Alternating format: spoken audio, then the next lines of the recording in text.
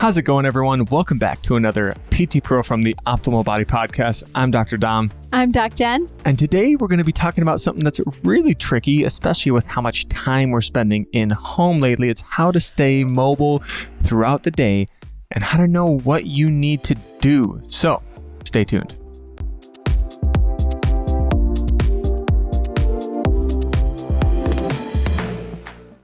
Thanks for joining us again. Today, we are actually going to talk about how this whole mobility thing plays a role on a day-to-day basis, because I think for the most part, it's like, when do I even put this in? How much time do I need to spend? And what does it look like on a day-to-day basis, you know?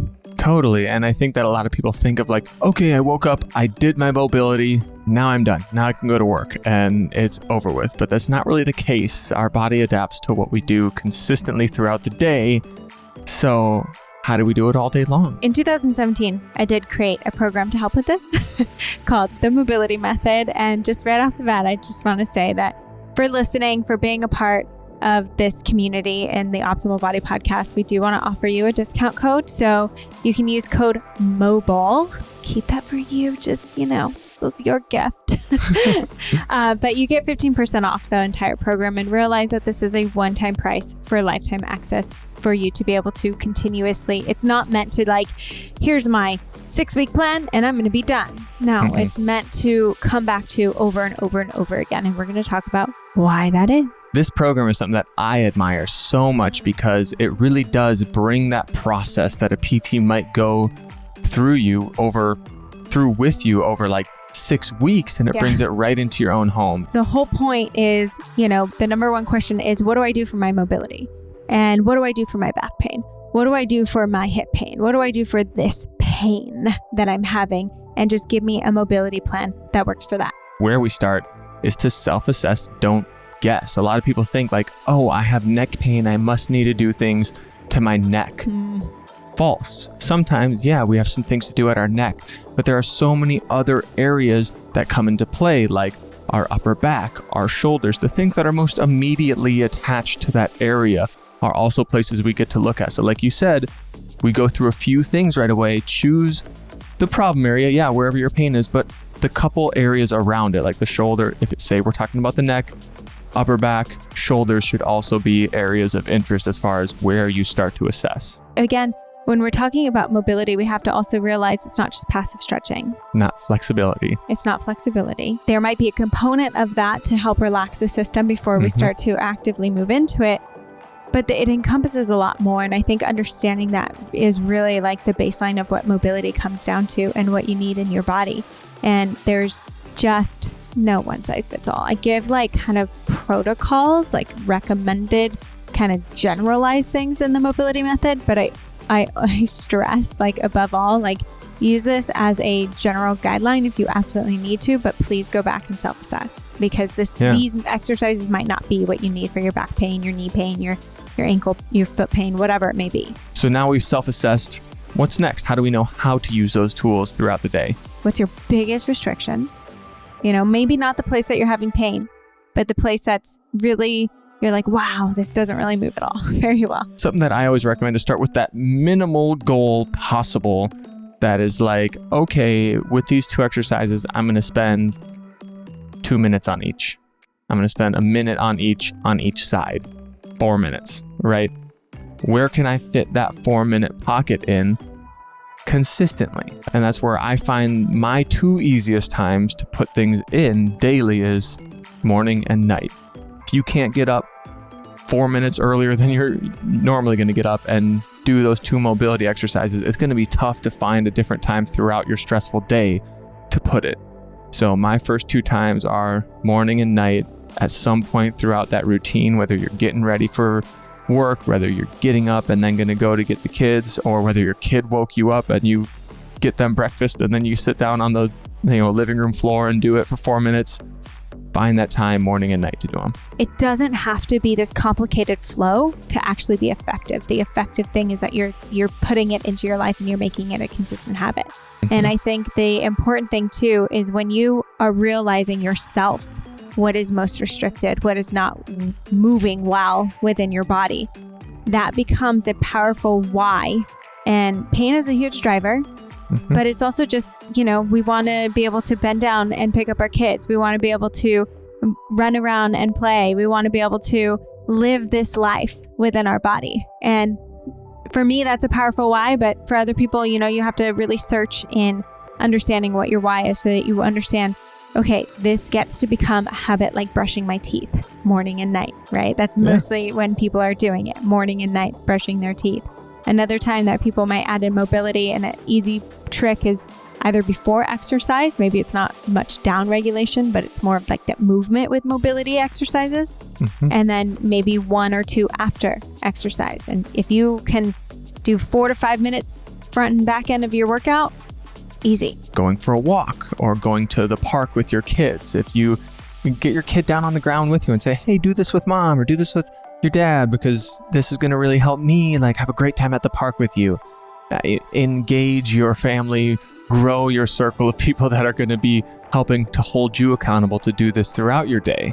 So that's where I say, once you find that purpose, once you know what you're doing that mobility for, zoom out on your entire day and look at the whole thing. What do? Do I work in an office type setting or work at home, for the traditional 8-hour shift? Am I with my kids all day long?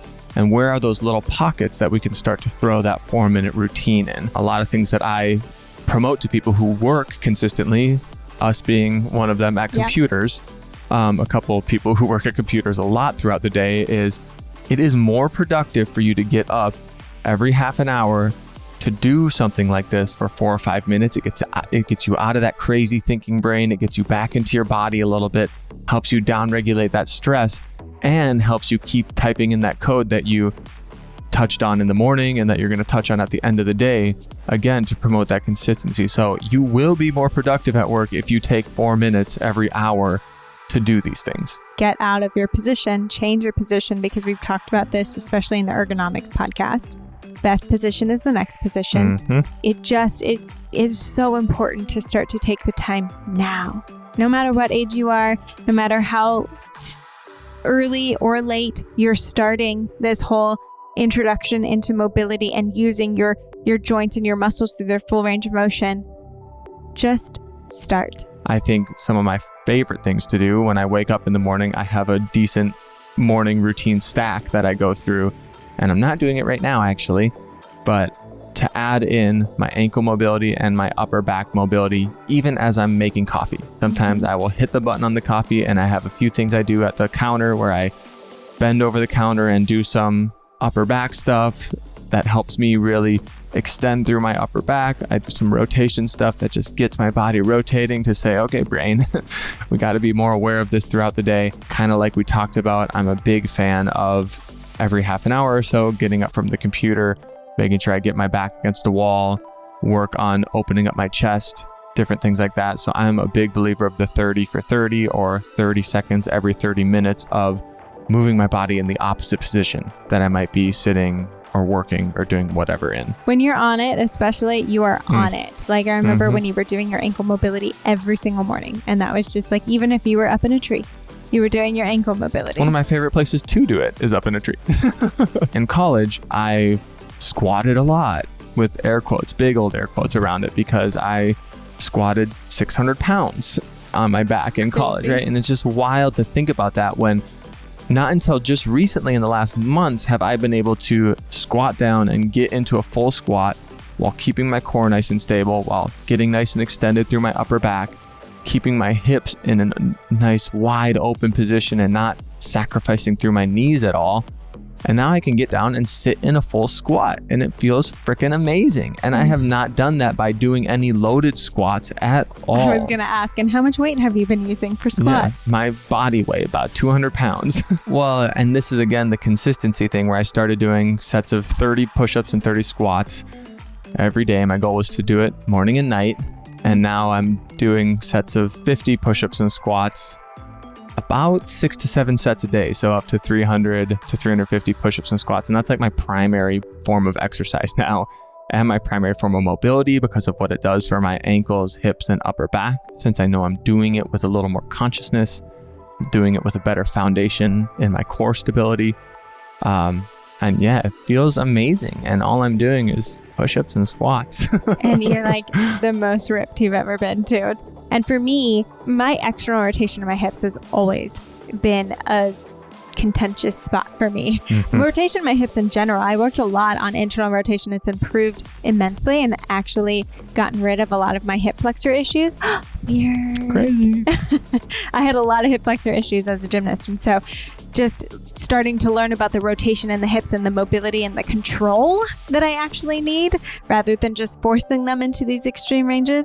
Crazy what can happen when you actually start to work on that. And so I really implemented hip mobility. And something that I love to do is I do change positions when I'm working at a computer. And so sometimes I will literally sit almost not cross-legged, but a little bit further out, almost like I'm in a 90-90, but both legs are in external rotation, and I'll lean forward at the hips and work at my computer. And I feel a huge, like, that's more of like a passive stretch, but I feel that. And then I'll do some active positioning with my hips and kind of move my body. So I like to do that when I'm sitting and working. An easy way for me is if I'm bending down and doing something on the floor, I'll do it in a squat because it works my ankle mobility. My right side is a little bit tighter than my left.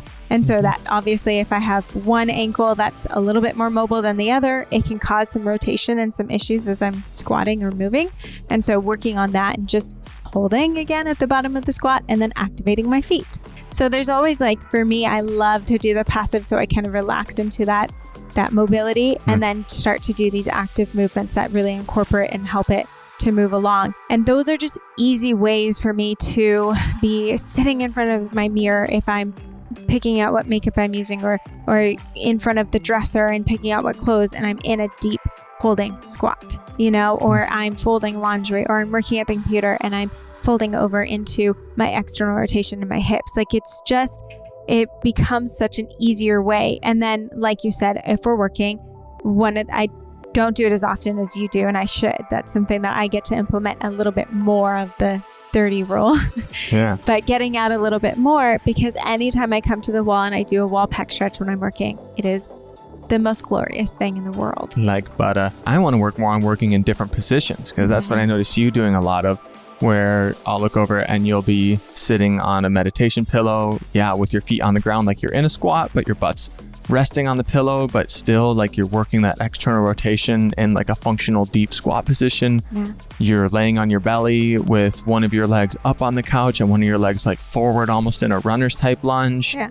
And again, we still might work for 8 hours, but you're spending a couple hours in each of these different positions. Like you said, crisscross applesauce with your legs a little bit extended out, leaning forward to get that external rotation too. So same in your days at home, people listening, finding those places that you can be in a slightly different position. If you're on the floor working or playing with your kid, how can you, be sitting on your bottom at one point, but then laying on your stomach at another point, laying on your back.